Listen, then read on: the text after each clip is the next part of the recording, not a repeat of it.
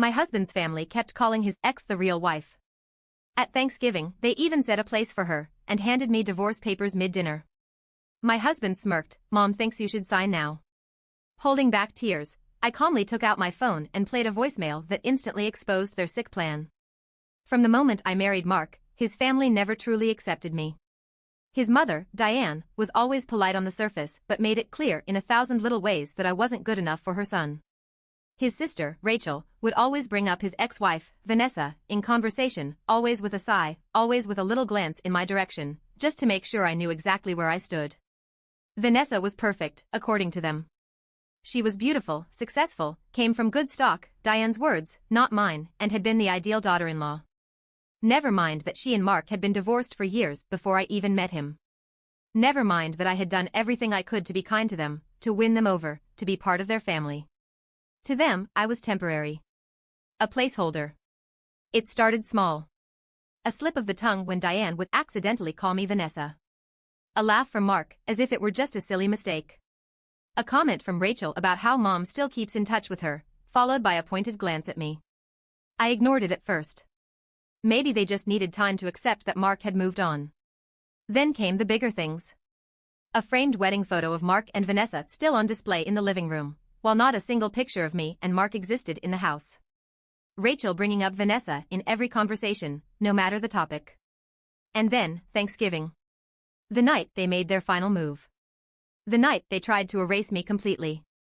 Diane insisted on hosting Thanksgiving at her house, as always. It was a huge deal in their family, relatives flying in, a formal dinner, everything done just so. I never really felt like I belonged there, but Mark had pushed me to go. Come on, he said, giving me that easy smile. It's tradition. They're just old-fashioned. Give them time. So I went. I smiled. I played nice. I told myself, maybe this year will be different. It wasn't. The moment I walked into the dining room, I felt like I had been punched in the stomach. At the long, beautifully set table, there was a place card with Vanessa's name on it. I stared at it, my heart pounding in my ears. The table was full, every seat assigned, every name written neatly on little cards. And there, right between Diane and Mark's father, was a spot for her. A seat she would never take. A seat that should have been mine. Rachel smirked over the rim of her wine glass. Oh, don't look so surprised, she said, with a little laugh. Mom still considers her part of the family. My hands clenched at my sides. I turned to Mark, silently begging him to say something. To do something. To stand up for me. He just rubbed the back of his neck and looked away. Diane smiled at me, like nothing was wrong. We like to honor tradition, dear. Tradition. Right. I swallowed hard and forced myself to sit down, even though everything in me screamed to run. I told myself, get through dinner. Just get through dinner. Then Diane slid a manila envelope onto my plate. I frowned, staring at the envelope. What's this? Mark finally spoke. And when he did, his voice was calm. Casual. Like he was talking about the weather. Mom thinks you should sign it now. My fingers trembled as I opened the envelope. Inside were divorce papers. Already filled out. My name typed neatly at the top. Mark's signature at the bottom. My throat closed. I felt the entire room watching me, waiting. I looked at Mark. You're divorcing me? My voice came out small, almost childish. Diane sighed, like I was being difficult. Sweetheart, don't make a scene. Rachel smirked again. The aunts and uncles avoided eye contact. We just think, Diane continued, that this is for the best. For the best. Like I was some mistake that needed correcting. Like I had been tolerated long enough and it was time for things to go back to how they should be. Mark still wouldn't look at me. I felt my chest tighten, my vision blur. I was humiliated. Betrayed. But I wasn't stupid. Something was off. Why now? Why here? Why in front of everyone? And then, I remembered the voicemail. 2 nights ago, I had gotten a voicemail by accident. It was from Vanessa. She must have thought she was calling someone else, because when I listened to it, I nearly fell off the couch. And now, sitting at that table, my heart hammering in my chest, I reached into my bag, pulled out my phone, and pressed play. Vanessa's voice rang through the dining room. Loud. Clear. Mark, I don't care if your mom is pushing for it. I'm not getting back with you. You need to stop this. It's pathetic. I already told you, a sharp, collective gasp from the table. Diane's fork clattered against her plate. Rachel's eyes went wide. I let the message keep playing. Also, stop telling people I cheated. You and I both know you were already chasing other women while we were married. I'll be damned if I let your mom rewrite history. Silence. A silence so thick it felt like the air had been sucked out of the room. Mark's face drained of color. He looked like he wanted to run. Rachel slammed her glass down, her face twisting in shock and rage. Diane? Diane looked like she had seen a ghost. I put my phone down slowly. Then, I smiled. So, Mark. Want to explain that? Diane opened and closed her mouth like a fish, but no words came out. Rachel shoved her chair back, storming out of the room. Mark looked trapped. Like a man caught in his own web of lies. Babe, listen, he started. I raised a hand. I wasn't done yet. I turned to Diane. So, let me get this straight, I said, my voice trembling with anger.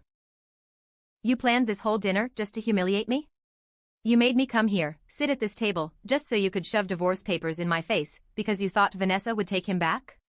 Diane flinched. Mark sank lower into his seat. I let out a sharp, humorless laugh. Well, congratulations. You played yourself. And then? I reached for the mashed potatoes. And dumped them straight into Mark's lap. The room erupted into chaos. And I stood up, adjusted my dress, and walked right out the door. I walked out of that house with my head held high, but inside, I was shaking. My hands were trembling as I got into my car. My heart was still racing. The mashed potatoes, the voicemail, the looks on their faces, it all felt unreal. But one thing was crystal clear, they had planned this. They had fully expected me to sit there, humiliated, accept the divorce like some obedient little wife, and quietly disappear so they could bring Vanessa back in. Only, their perfect plan had blown up in their faces. I took a deep breath and started the car. My phone was still in my lap, the screen lit up with missed calls and texts from Mark. I ignored them. But as I pulled out of the driveway, my phone rang again, an unknown number. I almost didn't pick up. But something in my gut told me to answer. And when I did, I nearly slammed the brakes. Hello? I said cautiously. A woman's voice came through the line, shaky and urgent. Is this Mark's wife? My stomach twisted. Who is this? A pause. Then, my name is Olivia. And I think you need to know the truth about your husband. I gripped the steering wheel tighter. What truth? She hesitated, then exhaled. I've been seeing him. For over a year. I felt the blood drain from my face. He told me he was divorcing you. He told me it was mutual, she continued. But after what just happened, I knew he was lying. I didn't know how to reach you, but I found your number through an old email Mark left open. I couldn't breathe. Mark had another woman. A secret girlfriend. While his family was trying to push Vanessa back into his life, he had been sneaking around with someone else the entire time. Where are you right now? I asked, my voice deadly calm. I'm outside his apartment, Olivia said. He doesn't know I'm here. But I think you should come. I looked at the road ahead, then back at the house in my rearview mirror. I had a choice. I could go home, cry, pretend none of this was happening. Or, I could end this once and for all. I turned the car in the opposite direction. 20 minutes later, I pulled up outside an apartment complex I had never seen before. Olivia was waiting near the entrance, arms crossed, looking just as furious and betrayed as I felt. The moment I got out of the car, she stared at me for a long time, then shook her head. I can't believe I believed him. I gave a bitter laugh. Yeah, well. You're not the only one. She glanced up at the building. He's inside. I saw his car. I clenched my jaw. Let's go. We didn't knock. We didn't wait. Olivia had a spare key because, of course, Mark had given her one, and the second we stepped inside, the smell of his cologne hit me like a slap. And there he was. Sitting on his couch, scrolling through his phone, texting someone. Probably me. Probably her. When he looked up and saw us standing there together, his face went white. Babe, he said, looking between us. I folded my arms. Which one of us are you talking to? He opened his mouth. Closed it. His eyes darted toward the door, like he was already calculating an escape. Olivia scoffed. Don't even try it. Mark stood up slowly, running a hand through his hair. Okay, listen. This isn't what it looks like. I gave a humorless laugh. Really? Because it looks like you've been lying to both of us. And then, before he could spew whatever excuse he was about to make, his front door burst open. I spun around, just in time to see Diane and Rachel storming inside. What the hell is going on? Diane's voice was sharp, eyes blazing as she looked between all of us. Mark was still frozen, completely caught. Rachel's glare landed on me. What are you doing here? I folded my arms. Oh, just meeting my husband's mistress. Rachel's mouth fell open. Diane's face twisted in rage. That's not possible. Olivia snorted. Oh, it's very possible. Mark finally found his voice. Mom, it's not like that, Diane cut him off. I don't care about her, she snapped, jabbing a finger toward Olivia. We had a plan, Mark. A plan. And you're telling me you were sleeping with some random woman while we were trying to fix things with Vanessa? The room went silent. Rachel stared at her mother, eyes narrowing. Wait, what do you mean, we had a plan? Diane froze. Mark's entire face drained of color. And that's when I realized Rachel hadn't known. Diane had planned everything behind her own daughter's back. I tilted my head. Yeah, Rachel. Tell me, did you know your mom was trying to set Mark up with Vanessa before he was even divorced? Rachel whipped around to face Diane. You told me you weren't involved in that. Diane scoffed. I did what was necessary. Vanessa was perfect for him. I was trying to save this family from, she gestured wildly at me and Olivia, like we were dirt under her shoe. Rachel's face darkened. You lied to me. Diane's nostrils flared. Don't be dramatic. But Rachel wasn't listening anymore. She turned back to Mark, pure disgust on her face. You're pathetic, she spat. You let Mom control your entire life, and for what? A marriage that was already over? Mark stayed silent. Rachel shook her head. You know what? I'm done. I don't even care what happens to you. She turned to me, eyes filled with something almost like regret. And I'm done with this family. Then, without another word, she walked out. Diane stood there, seething. You ruined everything, she hissed at me. I smiled. No, Diane. You did that all by yourself. And then I turned to Mark. Now, about those divorce papers. Mark opened his mouth, but no words came out. He looked at his mother, then at Olivia, then back at me. He was trapped, and he knew it. The silence in the apartment was thick, like the moment before a storm. Then Diane, always the one to take control, let out a sharp breath and pulled herself together. She smoothed down her sweater and turned to Mark, her voice low and firm. We're leaving, she ordered.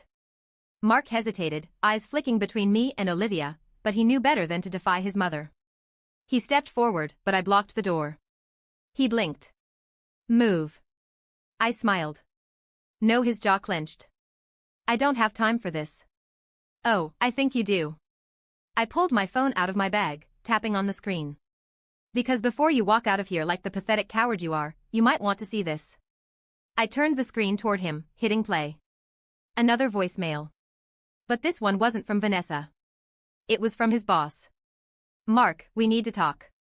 I don't know how you thought you'd get away with submitting 2 separate expense reports for the same trip, but the finance team caught it. And when we looked deeper, well, let's just say you better have a damn good explanation for why company funds were used for luxury hotel stays and jewelry. The voicemail ended. The color drained from Mark's face. Diane stiffened. What is he talking about? I smirked. Oh, you didn't know? Mark's been committing fraud at work. And you want to guess what those luxury hotel stays and jewelry were for? I turned to Olivia. Her face had gone pale. You son of a... Olivia took a threatening step forward, but I held up a hand. Oh, it gets better, I said sweetly, looking back at Diane. See, Mark has multiple secret credit cards. And when I started noticing charges that didn't add up, I did a little digging. Turns out, some of those business trips he was taking? He wasn't alone. Diane spun toward her son. Mark. Tell me this isn't true. Mark said nothing. I took another step forward, my voice dropping to a whisper. And do you want to know the best part? His company is already investigating him. This voicemail? It's just a courtesy call. By this time next week, they'll have proof. Diane looked like she was going to be sick. Rachel, who had been standing silently near the door, let out a cold, bitter laugh. Oh my God, she whispered. You're a bigger idiot than I thought. Mark finally found his voice. It's not what it looks like, okay? I cut him off. I don't care what excuse you have. You tried to humiliate me, betray me, and throw me away like I was nothing. And now? You're the one who's screwed. Diane suddenly snapped. I won't let this happen, she hissed. You don't get to ruin my son's life over some mistakes. She lunged at me, but before she could get close, Olivia stepped in front of me. Try it, Olivia warned. I dare you. Diane froze, chest heaving. Rachel, shaking her head in disgust, took out her phone. You know what? I'm done. She tapped on the screen and lifted it to her ear. Mark frowned. Who are you calling? Rachel's smile was cold. The cops. Mark paled. What? No, Rachel, come on, she raised a finger, silencing him. Hi, yes, she said into the phone. I'd like to report ongoing financial fraud at company name. I have some evidence you might be interested in. Mark lunged for her phone, but Olivia and I stepped between them. I crossed my arms. You're done, Mark. His face contorted with rage. You think you've won? I raised an eyebrow. Haven't I? Diane, still standing stiffly, turned slowly to face me. Her expression was pure, icy hatred. This isn't over, she whispered. I tilted my head. Oh, Diane. I smiled. It definitely is. And as sirens began to blare in the distance, I knew this was only the beginning of their downfall. Mark was pale, his mouth opening and closing like he was trying to come up with a way out of this, but there was none. Rachel was still on the phone with the authorities, her voice clear and unwavering as she reported his fraud. Diane was frozen, her hands shaking, her carefully controlled mask crumbling by the second. I could tell she was trying to figure out how to fix this, how to protect her golden boy, but there was nothing left to fix. Olivia and I stood side by side, united in the betrayal we had suffered. And then, Mark did something unbelievable. He turned to me, eyes dark with anger. This is all your fault, he hissed. I let out a hollow laugh. My fault? If you had just signed the damn papers like you were supposed to, he spat, stepping closer, his voice growing more desperate, none of this would be happening. But no, you had to come in here and ruin everything. I stared at him, almost in shock. He was serious. He actually thought that if I had just gone along with the disgusting little ambush his family had planned, he wouldn't be in this mess. No accountability. No remorse. Just pure entitlement. Diane seemed to snap out of her trance at the sound of Mark's raised voice. She rushed forward, gripping his arm. Sweetheart, we can fix this, she whispered frantically. We just need to get ahead of it, are you kidding me? Rachel interrupted, her voice sharp. She turned to their mother with a look of pure disgust. You're still trying to save him? Diane's head snapped toward her daughter. Of course. He's my son. Rachel let out a bitter laugh. Oh, yeah. And what about me? What about the rest of us? What about the fact that you just admitted you were trying to manipulate Vanessa into taking him back while he was cheating on his actual wife? Diane stiffened. Rachel wasn't done. You were so obsessed with controlling his life that you didn't even see what a disaster he actually is. Or maybe you did, but you just figured if you covered up his messes, no one would notice. Diane's lips parted like she wanted to argue, but for the first time in her life, she had nothing to say. Mark looked between them, realizing what was happening. His one true supporter, his mother, was starting to lose control of the situation. And then, in true pathetic fashion, he turned back to me. Please, he begged. You don't have to do this. I tilted my head. You mean, I don't have to ruin you? He swallowed. I made mistakes, okay? But we were good ones, weren't we? His voice softened, his eyes desperate. We could still fix this. I stared at him, feeling nothing but pity. You don't get to ask me that, I said, my voice eerily calm. Not after what you did. Not after what you tried to do to me. And then, I stepped aside, just as two police officers walked into the apartment. Mark turned, startled by the sight of the cops. "Mark, last name?" one officer asked, already reaching for his cuffs. "You're under arrest for financial fraud and embezzlement." Diane gasped. No, this is a mistake." She lunged forward, but the second officer stepped in front of her, holding up a hand. Rachel crossed her arms. "No, Mom. This is justice."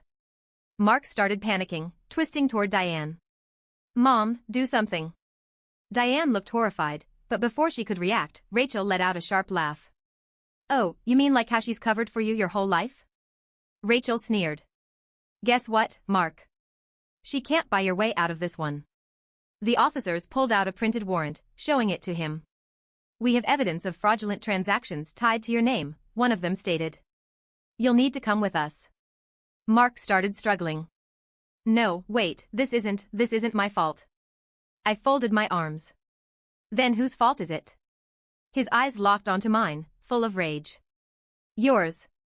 The officers forced his hands behind his back, cuffing him. Diane screamed, reaching for her son. "Mark. Baby, no." But it was too late. Mark was dragged out the door, kicking and screaming, as his perfect little world came crashing down. Diane stood there, her body shaking, her perfect hair disheveled, her whole life's work ruined in minutes. Rachel just sighed and ran a hand through her hair. "Well. That was a lot." Then she turned to me. And for the first time, she looked genuinely guilty. Rachel cleared her throat. "Listen. I didn't know Mom was doing all that behind my back." She shifted uncomfortably. "And I didn't know Mark was cheating on you this whole time." I arched an eyebrow. "And that makes what you did okay?" She flinched. "No. It doesn't." I let the silence stretch. Let her sit in it. Then she sighed. "I'm sorry," she muttered. "I really am. It wasn't enough, but it was something." I nodded once, accepting it for what it was. "Good luck dealing with Diane." Rachel scoffed. "Oh, I'm done with her." She shot a glare at her mother. "You're on your own, Mom." Diane's head snapped up, stunned. Rachel just walked out, leaving Diane standing there, alone. Diane turned to me, hatred burning in her eyes. "You think you've won?" I smiled. "Haven't I?" She exhaled sharply, glaring daggers at me before stomping out the door. And just like that, I was free. I looked at Olivia, who was still standing there, arms crossed, eyes tired but satisfied. "Well," she said, blowing out a breath. "That was a disaster." I let out a small, exhausted laugh. "Yeah. But at least now, we're done with him." She nodded. Then, hesitantly, she stuck out a hand. I looked at it for a second. Then I shook it. "Drinks," she suggested. I grinned. God, yes. And as we walked out of that apartment, leaving behind the mess, the lies, and the absolute disaster of Mark's life, I realized something. For the first time in years, I finally felt free. A week later, Mark was officially charged with fraud. His company fired him, and his assets were frozen. Turns out, his financial crimes were way worse than I originally thought. Diane tried to fix it, but she couldn't. Her golden son was done for. Rachel cut off her entire family and moved across the country.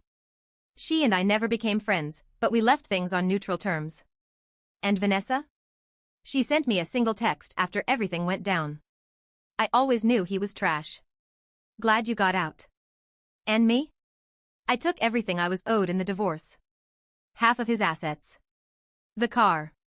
A chunk of his retirement fund. And then? I disappeared from their lives. Forever. Best decision I ever made.